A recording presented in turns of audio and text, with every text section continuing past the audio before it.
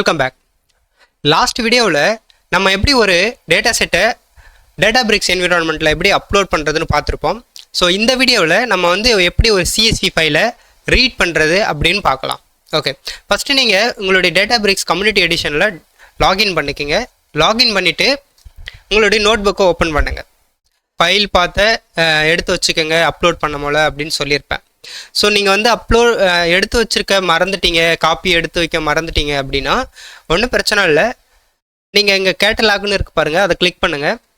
நம்ம DBFSக்குள்ளே தான் அப்லோட் பண்ணியிருக்கோம். ஸோ DBFS அண்டர் ஃபைல் ஷேர்க்குள்ளார இந்த கார்ஸ்ன்னு இருக்கு பாருங்கள், இதுதான் நம்ம அப்லோட் பண்ணது. இங்கே ட்ராப் டவுனுக்கு எடுத்திங்கன்னா காப்பி பார்த்துன்னு இருக்கு பாருங்கள், காப்பி பண்ணிக்கோங்க.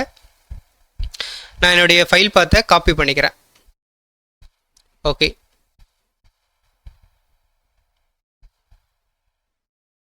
காப்பி பண்ணிவிட்டு நான் க்ளோஸ் பண்ணிக்கிறேன். ஓகே, இப்போ நீங்கள் வந்து ஒரு CSV ஃபைலை எப்படி ரீட் பண்ணுறதுன்னு தான் இப்போ பார்க்கணும். இப்போ நான் என்ன பண்ணுவேன், நான் வந்து ஸ்பார்க் செஷன்ற இந்த ஃபங்க்ஷனை நான் இம்போர்ட் பண்ணிக்கிட்டேன். அதுக்கு அடுத்தது நான் ஸ்பார்க் செஷன் என்னுடைய செஷன் நான் க்ரியேட் பண்ணிக்கிட்டேன். நெக்ஸ்ட்டு வந்து நான் பண்ணோம் DF ஈக்குவல் டு, அதாவது ஒரு வேரியபிள் நம்ம க்ரியேட் பண்ணியிருக்கேன், ஸ்பார்க் டாட் ரீட் டாட்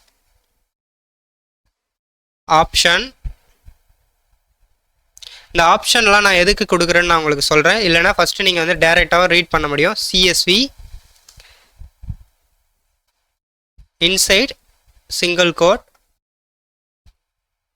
இப்போ நான் வந்து எக்ஸிக்யூட் பண்ணுறேன்.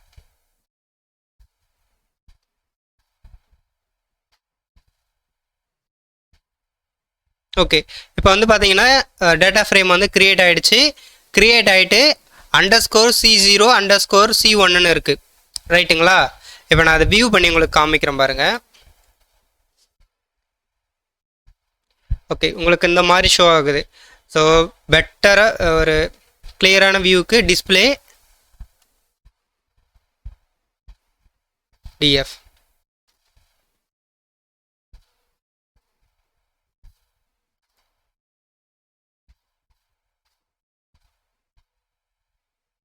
ஓகே, இப்போ வந்து பார்த்தீங்கன்னா என்னுடைய ஃபஸ்ட் ரோ இங்கே இருக்குது, year, make and model name எல்லாமே இங்கே இருக்குது.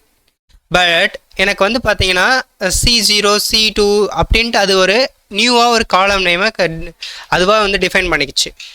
பட் எனக்கு வந்து ஃபஸ்ட்டு காலம் தான் எனக்கு காலம் நேமாக வேணும் அப்படின்னா நீங்கள் வந்து இங்கே என்ன பண்ணணும்,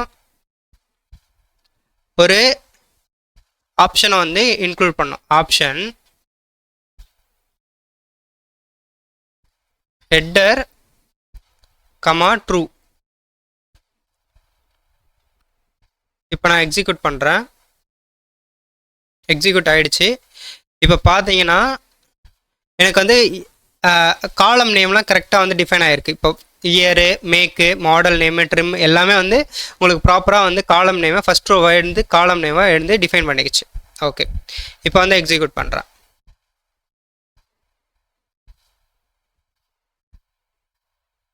ஓகே, இப்போ பர்ஃபெக்ட். இப்போ பாருங்கள், எனக்கு எல்லா காலம் நேமும் வந்து கிளியராக இருக்குது. பட் இங்கே ஒரு ப்ராப்ளம் இருக்குது. என்னன்னு பார்த்தீங்கன்னா இங்கே பாருங்கள்,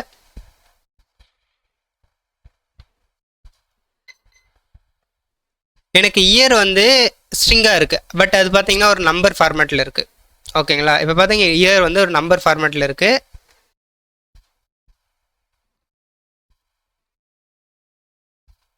அதே மாதிரி பார்த்தீங்கன்னா ஸ்டேட்டு, அந்த கண்டிஷன் இதெல்லாம் பார்த்தீங்கன்னா நம்பரில் இருக்குது. ஆனால் பட் இங்கே எல்லாமே வந்து டிஃபால்ட்டாக ஸ்ட்ரிங்காக எடுத்துக்கிச்சு.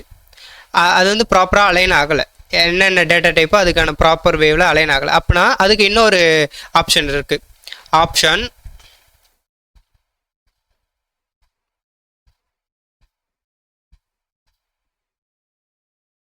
Infer schema true. இப்போ நான் எக்ஸிக்யூட் பண்ணுறேன்.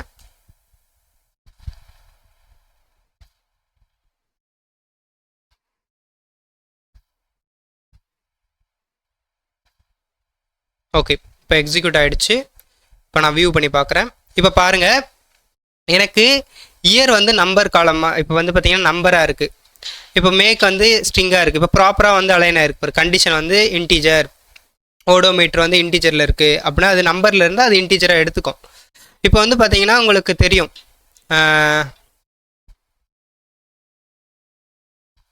ஓகே. ஸோ இது வந்து நம்பரில் இருக்குது ஸ்ட்ரிங். இதை வந்து நம்ம ஒரு வாட்டி எக்ஸிக்யூட் பண்ணிப்போம். இது எர்லியர் டேட்டாவிலே இருக்குது, அப்டேட் ஆகலை. ஓகே, இப்போ பாருங்கள் இங்கே வந்து ஸ்மால் ஒரு ஐக்கான் இருக்கும் 1 2 3. இங்கே ஏபிசின்னு இருக்கும். ஏபிசினா ஸ்ட்ரிங்குன்னு அர்த்தம். நீங்கள் ஜஸ்ட்டு கொண்டு போனீங்கன்னா இது ஓவரில் அது வந்து காமிக் என்ன டேட்டா டைப்னு இன்டீஜர், ஸ்ட்ரிங்கா, இது ஸ்ட்ரிங்கு, அந்த மாதிரி அதனுடைய டேட்டா டைப்பை கரெக்டாக அதுவே வந்து ஆட்டோமேட்டிக்காக ஃபிச் பண்ணிக்கும். நம்ம வந்து டிஃபைன் பண்ண அவசியம் இல்லை. ஓகேங்களா? இப்போ வந்து எப்படி நீங்கள் ஒரு சிஎஸ்வி ஃபைலை ரீட் பண்ணணும், ஃபஸ்ட் ரோவை எப்படி ஹெட்டராக மாற்றணும், அதுக்கப்புறம் ஆட்டோமேட்டிக்காக எப்படி வந்து டேட்டாஸு அதாவது டேட்டா டைப்பை வந்து டிஃபைன் பண்ணணும் அப்படின்றத இந்த வீடியோவில் பார்த்துருக்கோம். இந்த வீடியோவில் நியூ கண்டென்ட்டோட உங்களை மீட் பண்ணுறேன். தேங்க்யூ.